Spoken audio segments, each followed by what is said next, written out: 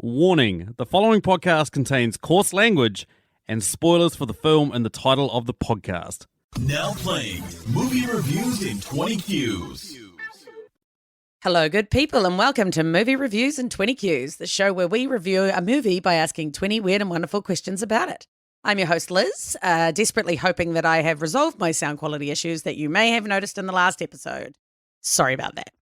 Speaking of the last episode, I had so much fun that I decided that we needed a repeat. So welcome back to my lovely guests, Ashley and Emily. Hey, ladies. Woohoo! Hi. Yay. Yay, girls. Girl power. Now that we've got rid of all men who may be listening to this podcast, let me talk about the movie that we are going to be reviewing. Tango and Cash is a 1989 action comedy movie directed by Andrei Konchalovsky and Albert Magnoli. It stars Sylvester Stallone as Lieutenant Ray Tango, Kurt Russell as Lieutenant Gabriel Cash, Terry Hatcher as Catherine Tango, and Jack Palance as Yves Perret. The scores are 6.4 out of 10 on IMDb, 31% on Rotten Tomatoes, and 41% on Metacritic. Now, Ashley loves Sylvester Stallone, it appears, because she picked this movie. I feel like we did a Sylvester Stallone movie. She's like, one is not enough. We need to do a second Stallone movie. She must be a little bit gutted about those scores. So any thoughts? Well, so in addition to those two movies, I last weekend watched Cliffhanger with Dan. So I've had a triple feature of Sylvester Stallone in the last 2 weeks. And I can't say that my life is enriched from the first two, but I ended on a high note. Oh, okay. Well, at least you're positive. That's good. I think Emily just has nothing better to do. That's correct. I just need someone to help me pick what movie to watch, or I just scroll endlessly. Yeah, it's too hard. Too much choice. Stop making movies because there's too many.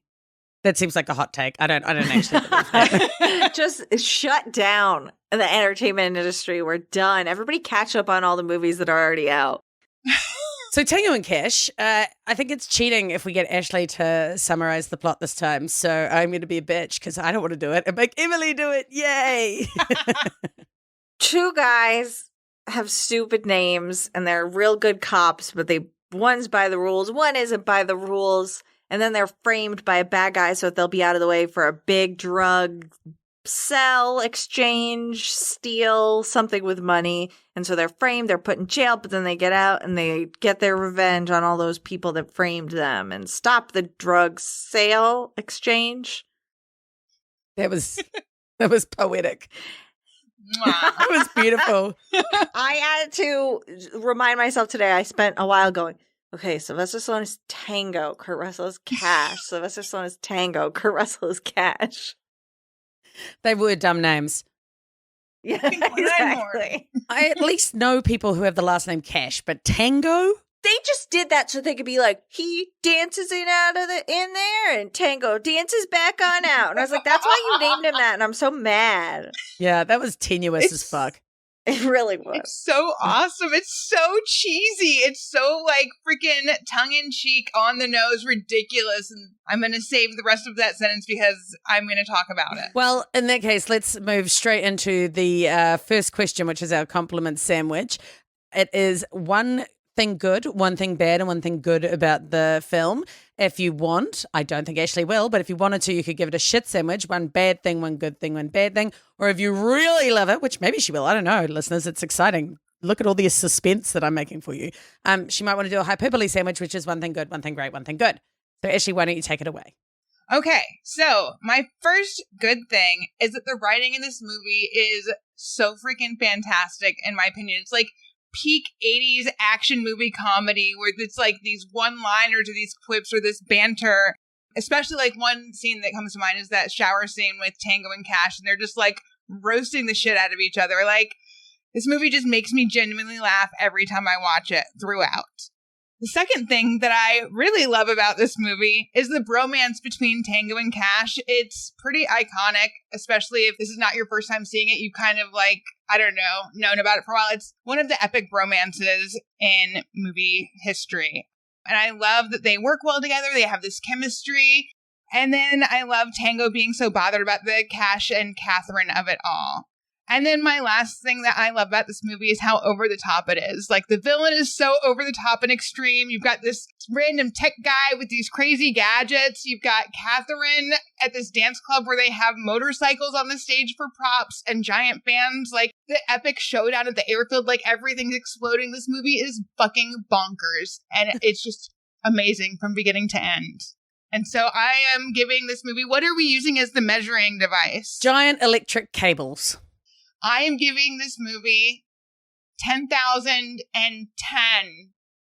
electric cables. Wow. I originally had this movie rated an 8 out of 10, but when I was watching it and I was like trying to find like my bad thing, of course there are things that but I can excuse them away. So this movie, I couldn't find any flaws with it. So it's 10.01 out of 10. Well, I don't know about Emily. I think I'll be able to help you find a couple of flaws, but I'm sure you will. just one or two. Emily, what about you?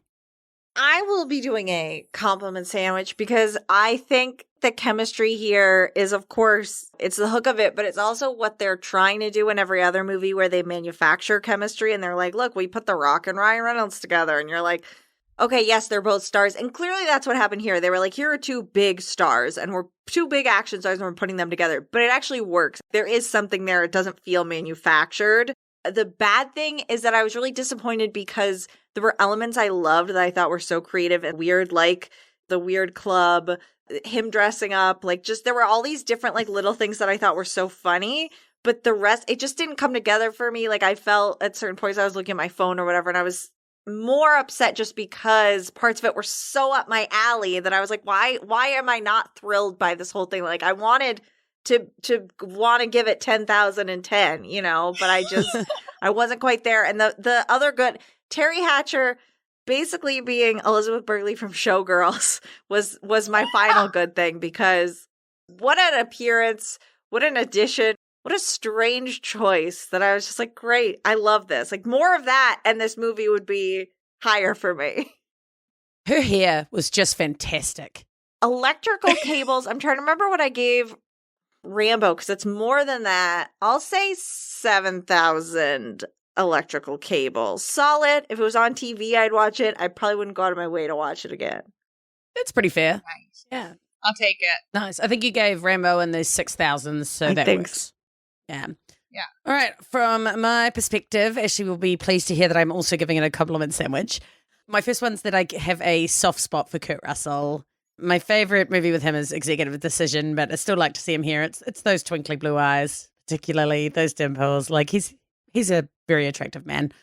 My bad thing, I just found the action a little bit samey. It wasn't that memorable in places. So yeah, that's probably the points where I was maybe on my phone a bit more. I don't know how you'd fix that. Action scenes aren't really my thing anyway, but yeah, just a little bit of it was average to me. And then my final good thing is, yeah, I'd probably go with the dialogue as well as just the quick snappiness of the back and forth. I think that is, as Ashley says, like the epitome of that 80s buddy cop action movie. They really nailed that with the really cheesy one-liners. You know, it is cheesy, it is silly, but you kind of miss that in movies today. They're a little bit more clean and kind of like that kind of corny factor of those old school movies. So, yeah. As I said, it was a bit samey, but I still enjoyed it fine. So I'm going to give it 6,854 electric cables. All right. Very similar to Emily. I'd probably watch it again. Yeah, not a terrible choice, Ashley. Well, thank you. I think that it's great, and I'm glad that y'all didn't hate your time with it. So that's important to me. All right. Emily, want to get us started on the next question? Yeah, question number 2. What was the most preposterously insane leap of logic in this movie? Okay, so I'm going to say the biggest leap of logic to me was how quickly Cash and Tango went to trial and had this whole, like, involved affair. Like, literally, Perret said that this drug, money, whatever exchange was happening in 2 weeks. So they got all this done in less than 2 weeks, which is just, and then the whole trial itself was fucking bonkers. Like, it was just the wildest ride and representation of the American justice system. It was like super optimistic. Like, yeah, this had totally happened in 2 weeks. And everyone watching it from America is just like, no, son, no. Mine was basically that Perrette felt it was better not to kill Tango and Cash, which is kind of like the whole premise of the movie. But he's like, we don't want to make them martyrs or anything. I'm like, I don't think that's really going to be a problem. You kill them off, people are sad for a minute, and then they just go on with their jobs. And then you don't have two really good detectives coming after you. Like, it seems like a way easier method to me. Yeah, it doesn't make another good detective pop up if you kill them. Yeah, It's yeah. not like a Hydra. I mean, mine was that the fact that they're like Sylvester Stallone and Terry Hatcher are brother and sister. Okay, they had real weird vibes then. You wanted That's us the to think, so the point was they wanted us to think that they were hooking up. And then they're like, haha, they're related by blood. And I was like, ew. And then he was so obsessed with what she was doing. And I was like, Oh my God. Why guys." was he so obsessed with her sexuality? Because they were hooking up. Like, she must have been in her mid-20s She had at a least. whole home with a big glamour shot of herself on the wall. She was an adult. The fact that the glamour shot was that same curly hair that she had, I was like, you just got this taken yesterday and framed it and put it on your wall. Obviously, you're like, oh, God, it sucks that she's taken because now she can't be with Kurt. But then they're like, no, they're related. They grew up in the same house. And I was like, ew, that's gross. Then why do they have sexual chemistry? This is Right. problematic. So when they first go into the beginning of the movie with their relationship and they keep you on the guessing game of like you think that they're in a relationship but he's like super controlling and she's just like blowing him off like have faith in me, I'll be a good girl. I'm like, this relationship is super fucked up. And even though they're related, it's not wrong. This relationship is still super fucked up. It's very weird. Yep, 100%. Okay, so number 3, what is the biggest dick move in this movie? Again, I'm going back to Terry Hatcher's sex life. Kurt Russell I know, okay, maybe it should be that he keeps asking, Kurt Russell, just tell him that you didn't have sex. Like, you know you didn't. It was weird that he walked in and you were like, just say, she was giving me a massage. Like, just give him that. Like, I get it. He's being controlling. Just tell him. I don't want to go back and forth about this. I kind of liked it. I love that he wouldn't tell Yeah, him. it's none of your fucking business. We might have, we might not have. Although I do have a question about that. At the very end, she's like, it's almost in. He's like, yeah, I've got it. What were they talking about?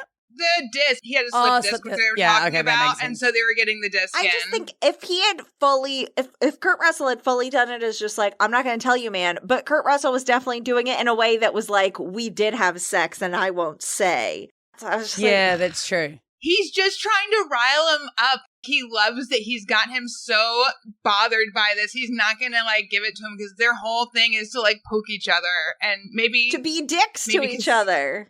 That's why it's Yeah. a dick move. Oh, I see what you did there. Yeah. Ba-doom-tsh. Still don't get it. Like, why care? Like, it's not like I want to think about my bros having sex, but also it's none of my fucking business. Do you know what I mean? I would be just like, what was happening when I walked in? Like, why is this this is so weird. Like, it was he was dressed up. The guy was watching through the window. There was just like a lot going on. That's true. That was a weird scenario. I could see that. My biggest dick move is the tape guy. Like, when he got threatened to make a tape of them, and so he did. I don't understand why he didn't just tell the police that he'd been threatened, because surely he'd have links if he's like the tape expert and he testifies. Surely he has links to prosecutors and cops and shit. You taped the bit where they threatened you, like literally take that to the cops and be like, hey, I'm scared for my life. Like, don't set up two innocent dudes. You can't trust the cops. Exactly. You don't know who Perrette's got on his payroll. Fine, ACAB, but still, like, it annoyed me. Okay, so my biggest dick move is Tango thinking that he has any control over what Catherine does with her life and then constantly throwing back the things that he's done for her in her face. Like, I pay for this apartment, I do this, and thinking that he can manipulate her. Like, it's super fucking gross. That was so weird. So Yeah. then did he hang that picture of her on the wall? Yes. I went out with a guy once in university who would be like, oh, well, you know, I'm buying the drinks, so I'm going to decide what you drink. And when I was like 18, Ugh. I was like, oh, okay. And now I'd be like, no, because he'd order me like a Smirnoff on the rocks. And I'd be like, what the fuck, man? Who wants to drink vodka on the rocks? Like, no, I'm not doing that. I hate that shit. That's so uncool. Moving on to question 4. It's a Patreon question from Julio of the Contrarians, a podcast where he and his co-host Alex take on popular opinion, trashing movies everyone loves and praising movies everyone hates. Julio wants to know, what is your most controversial opinion about this film? I think this is a perfect movie.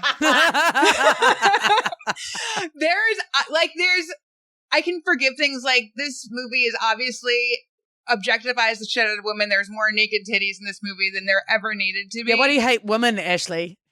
Yeah, well, the men were equally kind of objectified in this movie, which True. I was not mad at, by the way. There was a lot of these men in their muscles for no good reason. But I can excuse that away with it's in the 80s action movie kind of zeitgeist, like that I can accept it with that. So I can excuse pretty much any complaint away in this movie, which to me makes it a perfect movie. Okay, my controversial opinion is seeing the two of them side by side, I was like, we could use a little less Sylvester Stallone. Kurt Russell is taking the whole thing for me. Like, Sylvester Stallone looked great in those little glasses. And I know he writes, he directs, he acts like he's a very smart guy, but he does not have the charisma of a Kurt Russell. Like, he just doesn't. And he like, hey, I'm here too. And it works for what it works for, and I like him, but seeing them side by side, as much as their chemistry works, I was like, he just doesn't have it in the way that Kurt Russell does. So I was like, I know it's the two of them, but if something bad happened to him and then we're just watching Kurt Russell go to save him, I'd be okay with that too. Yeah, his eyes just don't twinkle in the same way. Are those Kurt Russell's real eyes?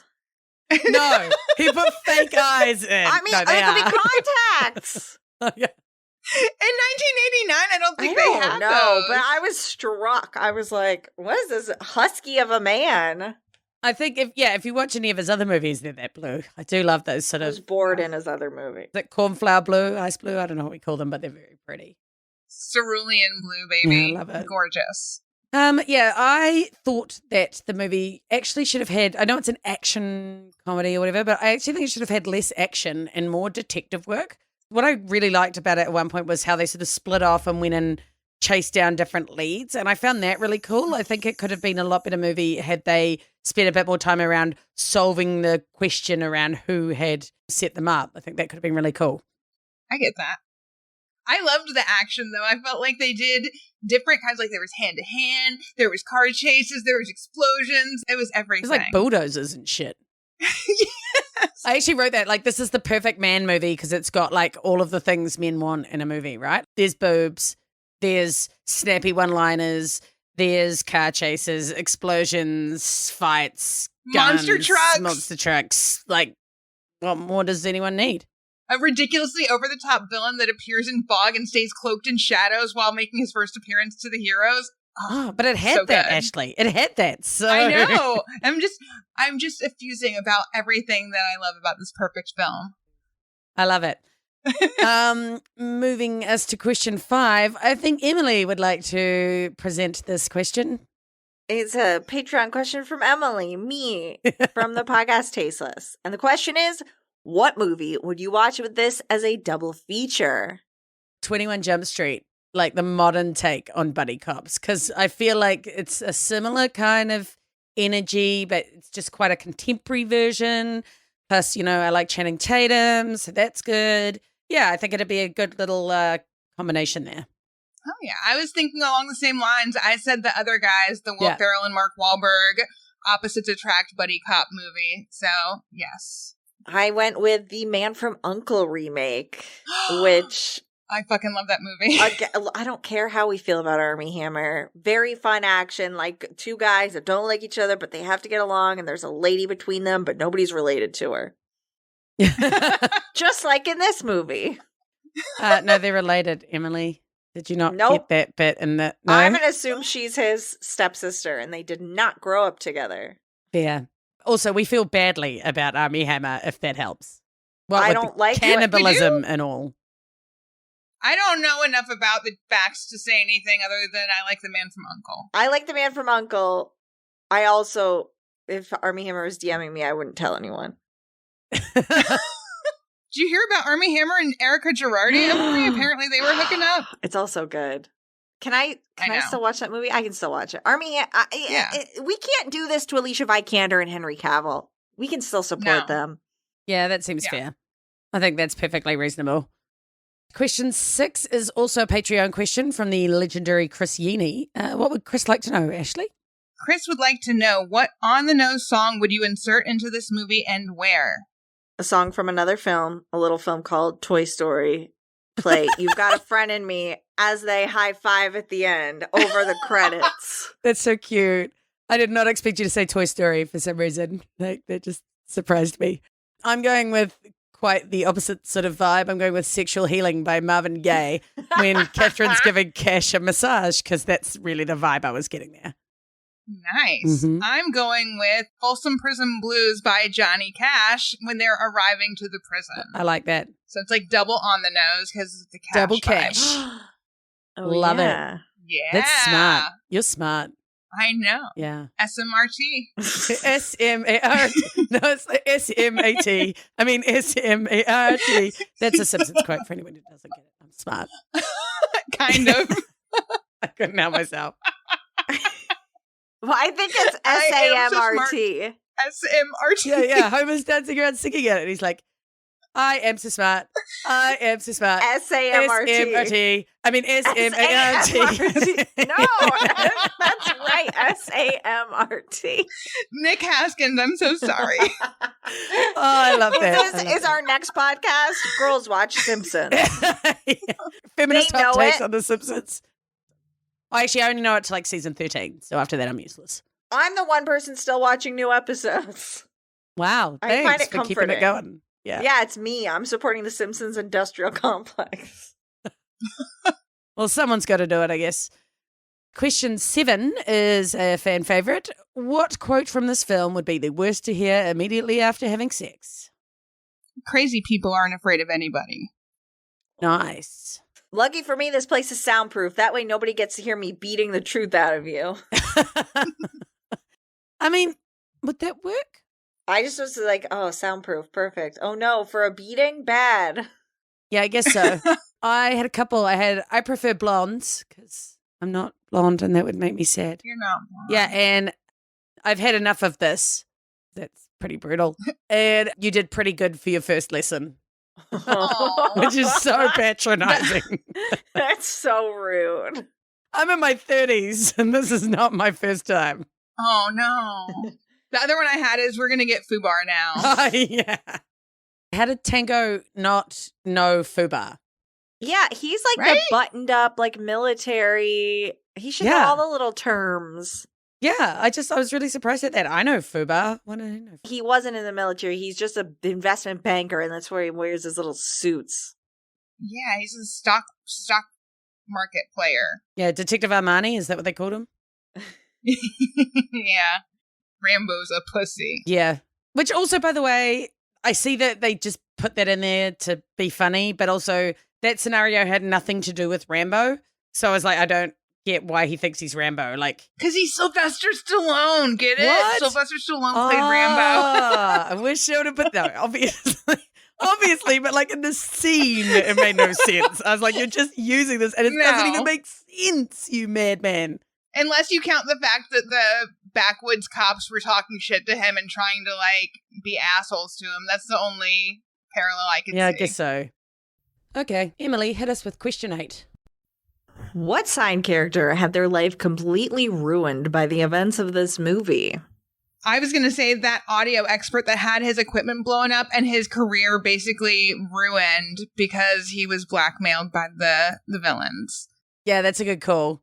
I'm going to say the Russian guy with presents early on, like when Cash wrecked his car, because actually he and his wife were like estranged and this was his last chance to reconcile with her. It was their anniversary and she was furious that he missed it and she just never spoke to him again. And I mean, he never got to see his kids and his depression led him to lose his job and start drinking. And he just basically spent the rest of his life as a sorry alcoholic. Welcome to America, pal. That actually, having your car just taken, there's no like recourse for that. Like, what do you do? But I went in the same vein as Ashley and said that judge who called them guilty, and it's like, but they're hero cops. You already are like kind of in trouble for doing that. And then it comes out that they were set up and you look like a real idiot. Yeah, he did. That's very good. Okay, Ashley, I know this is probably a favorite question for you. All right, so how would y'all best incorporate a talking dog into this movie? Terry Hatcher needed a dog who Kurt Russell had to win over to get her to want to go out with him. Because I was like, there needs to be a little more like something between her and him besides just her brother wanting to bone her too. Ew. That's the vibe of your favorite film, Ashley. I don't see that. I see awkward and controlling and like bad relationship, but I don't see sexual relationship. I see sexual relationship, and instead there should have been a dog, but not for sex. Boom, chicka, wow, wow. I feel like they spent a bit of time on Tango at the start, like tracking down a drug dealer and being smart. So, and I don't think they did as much for Cash. So I think for Cash, they could have had him fighting these drug dealers who were frantically trying to burn some weed. Like he managed to track them down. They're like, oh, and they're like throwing all this weed into things. And he accidentally gets a bit high and he hallucinates that their dog is talking to him or them. I'm not sure. I don't mind. That's good. Amazing. That actually makes sense. I had two options. One of them was as like the tech guy's like one of his gadgets. So it would be like an automaton type of thing. And then the other option was Tango's crazy ass slinky cellmate that he had like a dog that talked to him and told him to do the things like Son of Sam style. That would have been amazing. We talked about Son of Sam in our last episode too. They featured a lot of Son of Sam on Only Murders in the Building season 2, which I'm also watching. So like it's in my brains. That's fair. No, that's awesome. I love that idea. Question 10 is a Patreon question from our man Dave Baker of www.patreon.com/yourfavorite, where you can find a ton of awesome content. So Dave asks, what two characters would you want with you at a house party? I want my favorite character, Terry Hatcher, but also the guy who had the rat, because I want him to bring that rat so I can pet it. Really? The bad guy. Yeah, he's just, I was like, oh, it's so cuddly.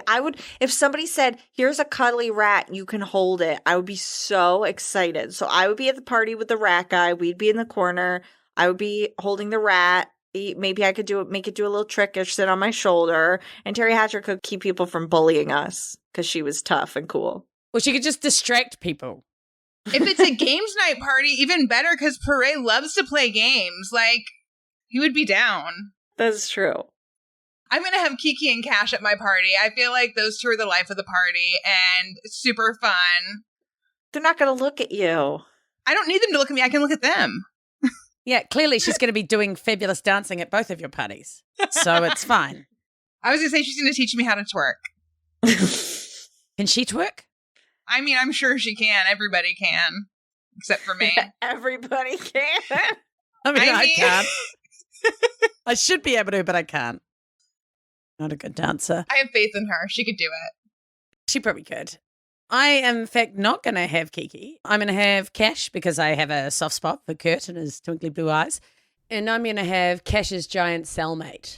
So he can protect the bathroom so only I can use it. And then they'll keep it nice and clean and nice for me when I want the bathroom at the party. Because it's always gross when you go to a dirty bathroom. Now, where does this big guy go to the bathroom when he has to go? Not in this one he's protecting, correct? No, absolutely not. No. Okay. So he has to protect too. It's the same scenario as like with him and Kurt, except that he'll be going to me and I want to make one thing clear. This is your bathroom. And I'll be like, damn right it is, bitch. I'm very intimidating when I want to be. So I'm sure that I would have the upper hand on that giant man. Yeah. Somehow. For sure. Totes. Anyway, Emily, I think it's time for your questions. Yeah, I have some very important, hard-hitting questions. Sure do. For the panel.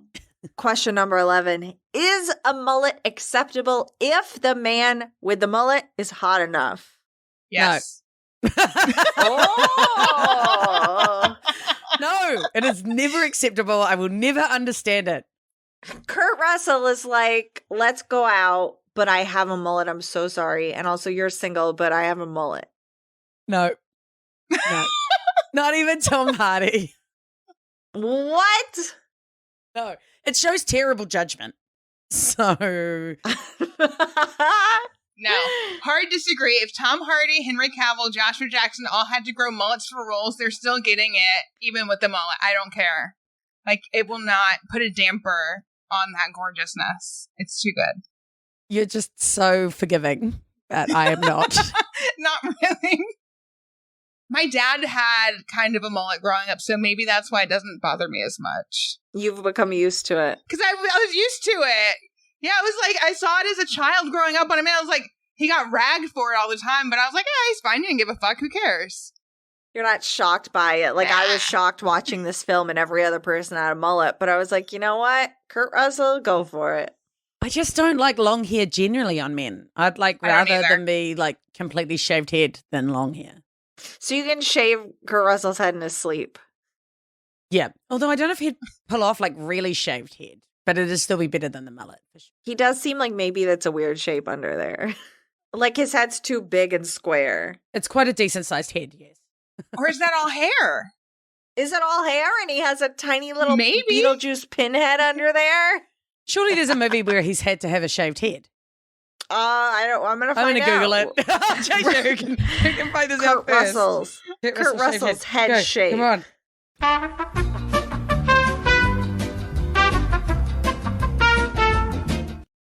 Oh, no. Oh, he's got flat top. Yeah, I see the flat top. Flat top is bad. Oh, wait, no, these are Photoshopped. Just kidding. I thought I found some. Flat top is tough. Okay, yeah. His ears, look at it, how big his ears are. That's a problem. Yeah, that's not his best look. Are you looking at the 10 best movie hairstyles? Yeah, I see that. Yeah. I'm not liking the first 3. That's mullet, so no, I won't like that. Oh, Killer Stuntman, Death Proof. That's not too bad. Why do they keep showing me Jeff Bridges? Ooh, now we're in Henry Cavill. All right. I don't mind him 3,000 Miles to Graceland. That's not a bad hairdo. Probably number 3. Backdraft is probably my favorite so far. And he's old. His ageless ego in number 1, the Guardians of the Galaxy look when he's old. That's quite good. So I'd go either Guardians of the Galaxy Kurt Russell or Backdraft Kurt Russell. All right. Well, I'll let him know that he can't have his mullet. That'd be great. Thank you. I appreciate that. All right. Question number 12. What is the weirdest animal to stroke and say you're beautiful besides a rat?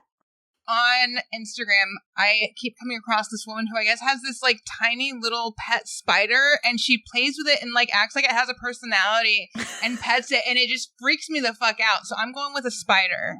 Yeah, that's fair. That's not okay. It's really weird. Like, are we talking like a tarantula or something? No, I'm talking like one that's smaller than a freaking American penny. And it like, she's like, oh, he's in a grumpy mood today. Or, oh, he's playful today. Like, it's a fucking spider. What are you talking about? And she's like, I just need to give it some love. You're a fucking psychopath. I mean, I wouldn't take it inside, but I have a spider outside right now. And every day I go check on her to make sure her web hasn't been destroyed by like the mailman, because she built her web across like the front walkway. And every day I go look at her. I'm like, you're cool. Okay, bye. And I go back inside. You really are the ultimate animal lover. It's adorable. I am going to go with a monkfish, which is a seafloor dwelling fish in the Atlantic Ocean. And it is a really, really ugly fish. It's really ugly. I used to work at a Bonefish Grill seafood restaurant, so we would serve monkfish. So I'm oddly familiar with what that motherfucker looks like. He's hideous and smells bad. Why would we eat him? Oh, he tastes good. Because he's so ugly. Yeah. Does it? It's like the poor man's lobster is what they call it. Yeah, I'd happily eat it. But I just think if it was alive, it'd be really weird if you like pulled it out of a tank and you were like stroking this monkfish, just being like, you're beautiful, stroke, stroke, stroke. And it's like dripping everywhere. And it's like, nah, nah, nah, like with its ugly face. And yeah, that'd be weird. It's ugly. Okay, our next hard-hitting question from the panel, question number 13. Please explain to me how electricity works, because I think this movie is wrong. I went on a Reddit deep dive because I felt like that was going to be the most dumbed down explanation because it was too much science. The Ally 5. So they said that a live wire has electrical potential, but the electricity can't go anywhere unless it finds a path with a low enough resistance for the voltage to overcome it. So think of it like a dam. Water sitting on the high side of the dam has enormous potential, but it stays there because the weight is not enough to overcome the dam. The water doesn't know that there's a place to go, but because there's no place for it to go, it has to stay where it is. So it's the same thing with electricity. Okay, so it doesn't just in my mind, I was like, doesn't it just go in your body and wait? It doesn't know, but okay, a dam actually makes sense. Oh, good, because it didn't make sense to me. I was hoping it would to you guys. No, that does. Thank God, because I was like, wow, that's really sciencey. She's science smart. I don't know. SMRT, that's me. I don't know what's going on. I went straight up movie explanations. Well, I think it's right, like a hairdryer in a bathtub, when they stick the wires in the water. So that part felt right. And when you see birds on a telephone wire, that's fine. But then I also think it's wrong because what about Jurassic Park when he grabs onto the fence and he's like, bah, and bah. He was grounded there. But he wasn't. He was holding onto the fence. Yeah, but his feet were on the ground. Was it? No, he was a little boy and he's holding onto the fence. Oh, and then the he little flies boy. Off it. Because he fakes it when he's on the ground. That's an electric fence. I think that's different than it's not a live sheathed wire. by rubber. Because an electric fence, the purpose is to shock you. It's not containing it. It wants to shock you to keep you away. I guess. And a live wire's not supposed to. Stupid. Sure. Science.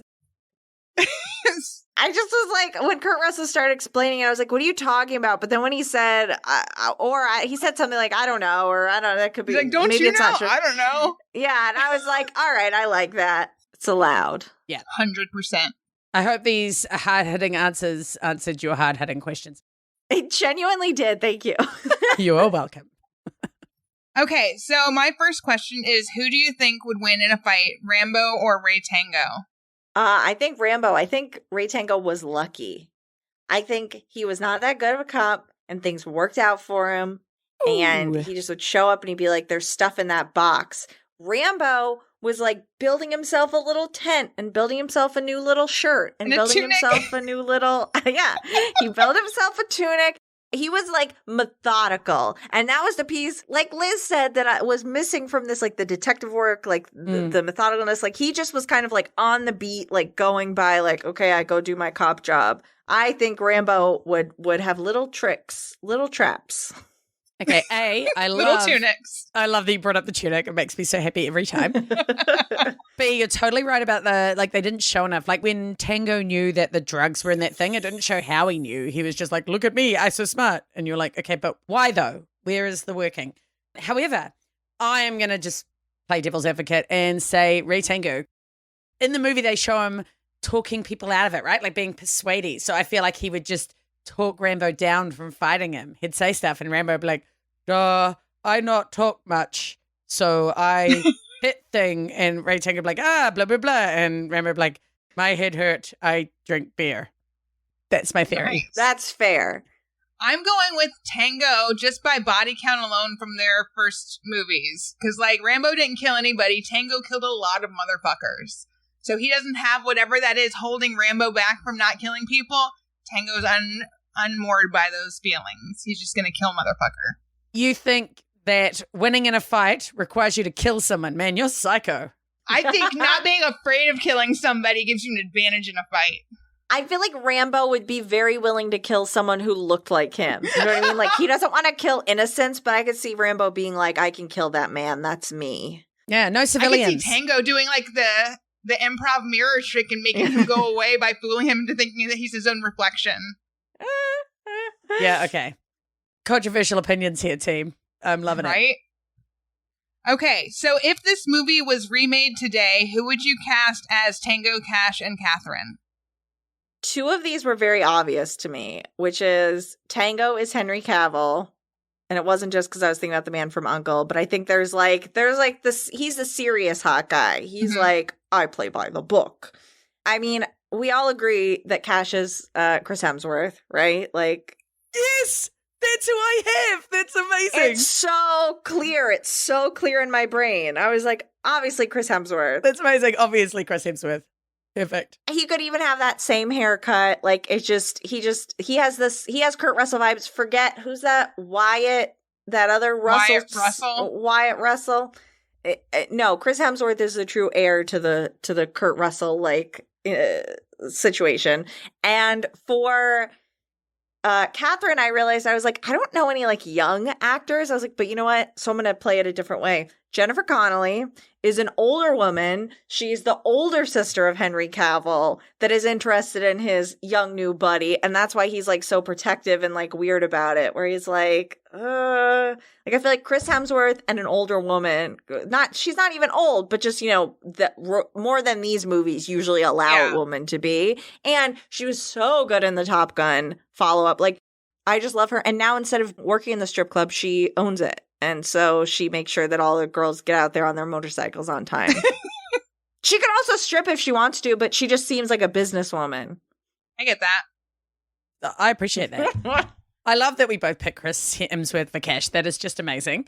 I am going to pick a name that we've already mentioned in this podcast for Tango, which is Tom Hardy, because I totally see him as having the buttoned up, serious kind of vibe.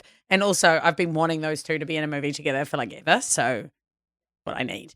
For Catherine, I figure you could just put a lifelike sex doll in there just so that a woman didn't have to waste her time, because she was only an object in the whole film. So why bother, making a woman get out of bed when she doesn't actually need to act? If you really needed an actress, though, I'm going to go with maybe Peyton List. I feel like she could pull off Tom Hardy's sister, and she's sexy. Nice. But I still say the sex doll.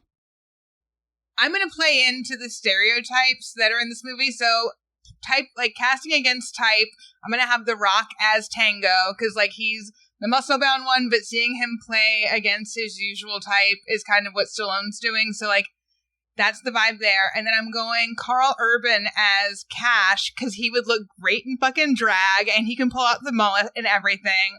And then I'm going to have Rosario Dawson as Catherine, because I feel like she could expand on that role, because if we're remaking it, the women are not going to be objectified as much. We can't have that. There has to be some progress. We cannot have that. So that's what I want.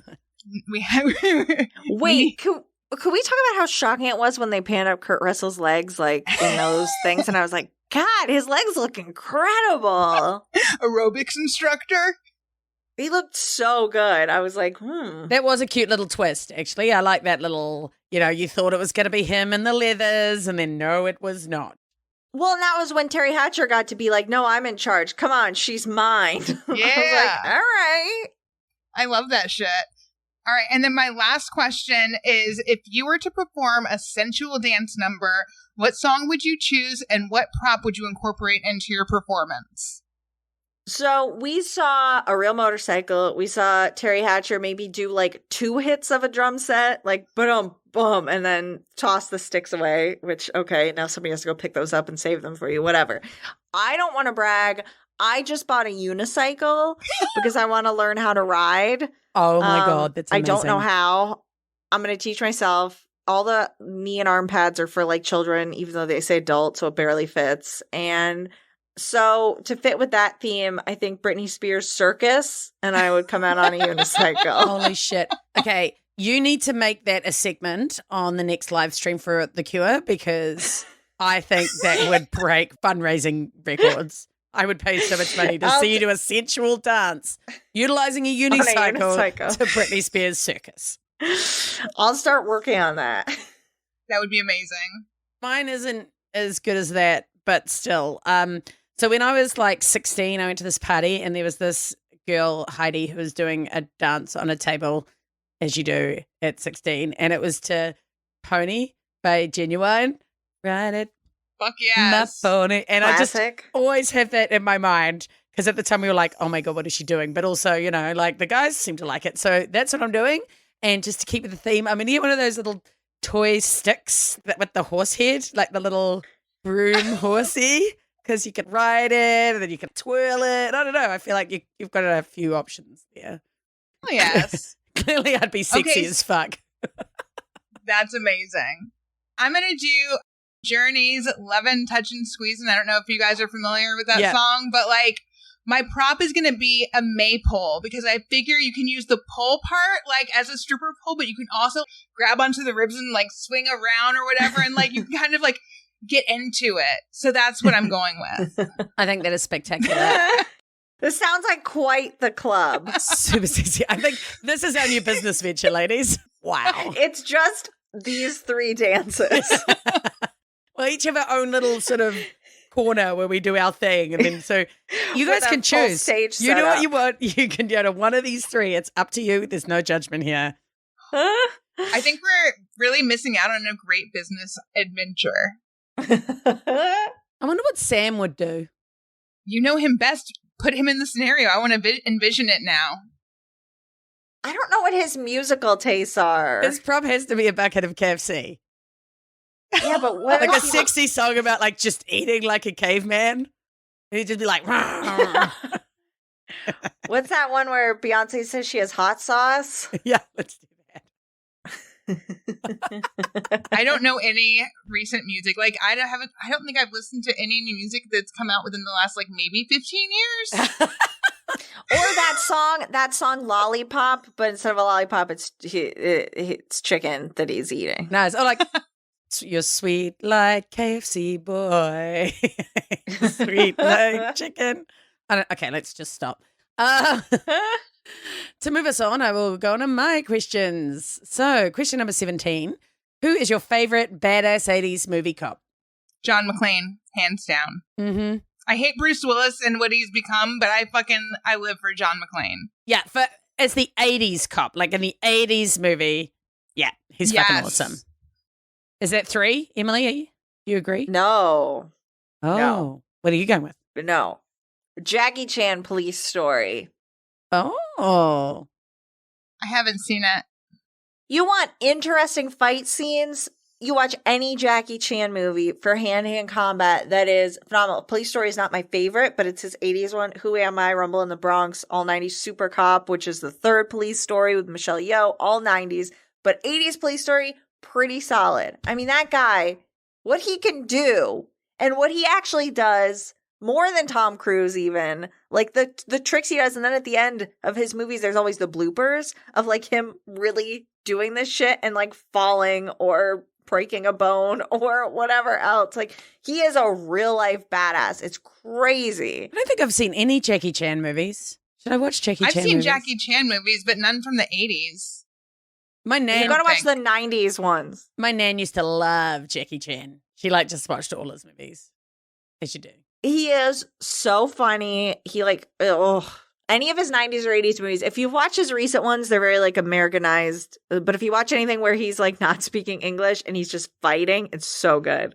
Hell yeah. Sign me up. I'd watch that shit. Okay, I'll check it out. Question 18. How would you have included women in this movie as something other than just objects? So I think in my remake that I'm envisioning that we have to have the women in roles, like maybe make Perrette a woman villain, or like we have like some female police captains, but basically it's all men who are having any important roles, and then the women are just there for boobs and for sexy dances on the stage. So I say make the women part of the system so then they're in the movie. I'm going to take that a step further in that I said the villain should be a woman. That guy should be a woman who is going after these 2 cops because she's sick of these aggressive men being like venerated in the media. Like they're always in the news, like cop does another bust, cop beats some more guys down, cop fights someone, best cop. And she's like, what the fuck? And goes after these 2 guys who are in the news all the time for their aggression. Oh, I like that. Nice. Like a sympathetic villain, because I have to say this movie did really find police brutality fine, if not even funny. Multiple times you're like, whoa, dude. Like they were both like, oh, why did you beat him in the face and break his ribs? I was having a bad day. Oh, okay. Well, that makes it fine.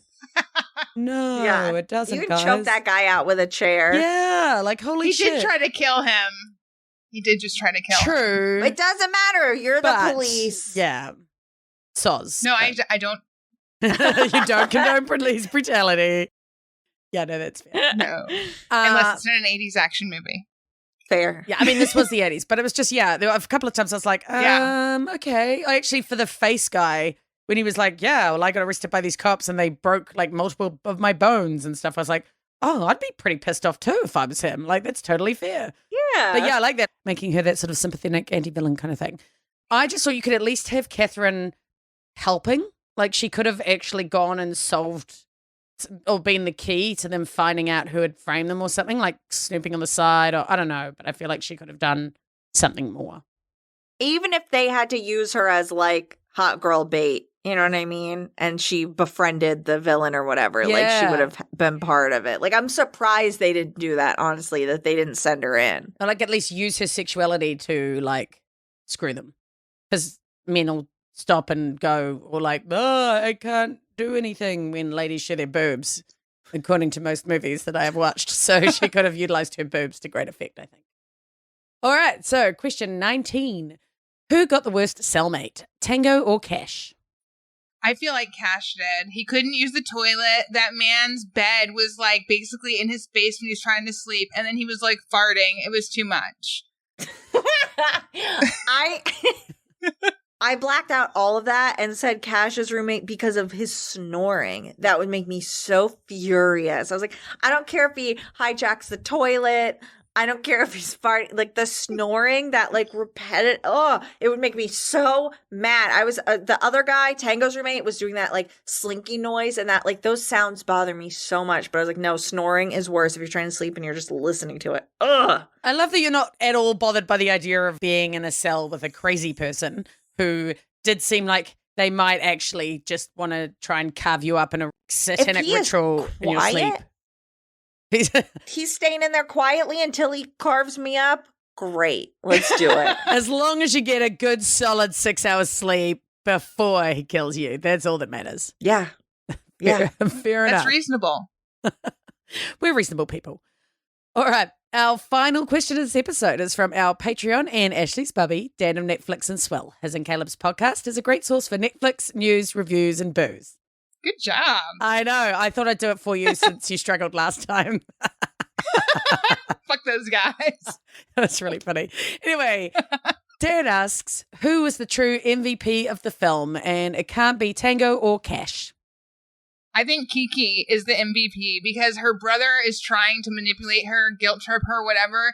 And she stands firm in her stuff like, no, I'm going on this dance tour. No, I'm going to date this guy. Like, you can try, but I'm going to keep living my life the way I fucking want to. And if you don't like it, there's the door. Yes, Kiki. I'm going to say whatever second in command to the bad guy that had to make all the calls to get that framing to happen, who had to go into the guy that did the tape. So I had to go to the other cop. So I had to go to the judge. So I had to go to everybody and be like, here's what we're going to pay you. Here's what I have on you. That's a lot of admin to get all those ducks in a row to get those guys in jail within 2 weeks. Like, I'm sure the bad guy with the rat was just like, take care of it. And he had to go be like, crap, who do we have dirt on? Who can we bribe? I got to get this going. That's a lot of work. Someone bring me Form 67-3C. We've got to get them transferred from this prison to that prison. Oh, and before we do that, we have to do Form 65A. Oh, my God, I'm going to have to do overtime. It would have just been exhausting bureaucracy. And then he got his dick blown off as thank you, by the way. Got blown up with a grenade down his pants. Well, I think he entirely got blown up, so he wouldn't need his dick at that point because he was pink-mist. But, yeah. Oh, that accent really weirded me out. Like, I just didn't expect that guy to have that accent. And every time he talked, I was like, what? Why do you sound like that? It just didn't mesh with the way he looked or something. It was quite funny. I'm going to say Owen. Because he had the fancy toys that were fun and they were all excited to go drive his fancy RV or whatever. And he was fine for him to take it, even though they were like, yeah, we're totally not going to trash this vehicle. And he was like, yes, you absolutely will. And we all knew that they would. But he was kind and let them take it. And also that he just seemed to know a lot about where they were going and what they needed to do. And I was like, how do you know all this stuff? Oh, and like he was like, yes, this airbase and it'll be this particular thing and this kind of fence and you'll need to worry about this. I was like, how do you know this? He's got moments of genius. Yeah, great quality guy to have in your back pocket, you know, as your like operational planner. Uh-huh. But like, where's he getting the money to juice up these trucks like that? Oh, the LAPD. / he's selling to foreign nations. Yeah, okay, that makes sense. Okay. Well, what are you going to do? Damn. On that delightful note, that brings us to the end of the podcast. Thank you both for delivering yet another banger of an episode, tearing apart one of Hollywood's most manly movies. Should we take a second for you both to talk about your own podcasts? Yeah, so I host the Rabbit Ears podcast, and every month, I have a different guest host on to talk about a different TV series that is finished airing new episodes. So I'm going to be doing Brooklyn Nine-Nine in October, and I've got my episode with Liz on The Wire that is up now, so check it out. Yay. I, Emily Higgins, host Tasteless, that is now bi-weekly. Is bi-weekly every other week or twice a week? It could be either, I think. Oh, Fortnightly. Ooh. Yeah. Fortnightly, I compare two films and I talk about why the one that I like is better, even though the other one is critically acclaimed. So next up is 2001, A Space Odyssey versus Species. So. Sweet. Yeah. Awesome. I definitely recommend everyone checks those out. If you want to get hold of us at Movie Reviews in 20 Qs, you can find us on Twitter at Movie Reviews In. Email us at mritqs@gmail.com or search for Movie Reviews in 20 Qs on all the usual social media platforms. There will be upcoming episodes, but I don't know what they are. I promise I'll be more organized in the future, but I probably won't. You should listen anyway. Just dial in. It'll be great. Just put us on your list and get excited for the surprise. Anyway, cheers, you ladies. You're wonderful. Thank you. Thank you for having us back, and thank you for watching this movie and letting me talk about it. You are It's been welcome. like the highlight of my life. Okay, that's slightly concerning, but also very touching. I really appreciate your guys' help in making this the top quality podcast that it has been, and I'm sure that we will maybe do this again in future. I'm down always. Yay. All right. Who needs Sam?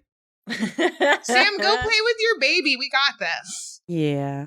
Eat your chicken, dance to your freaking music, and we got this. Do your thing, baby Smurf. All right. That's thank you from me. Deuces. Bye.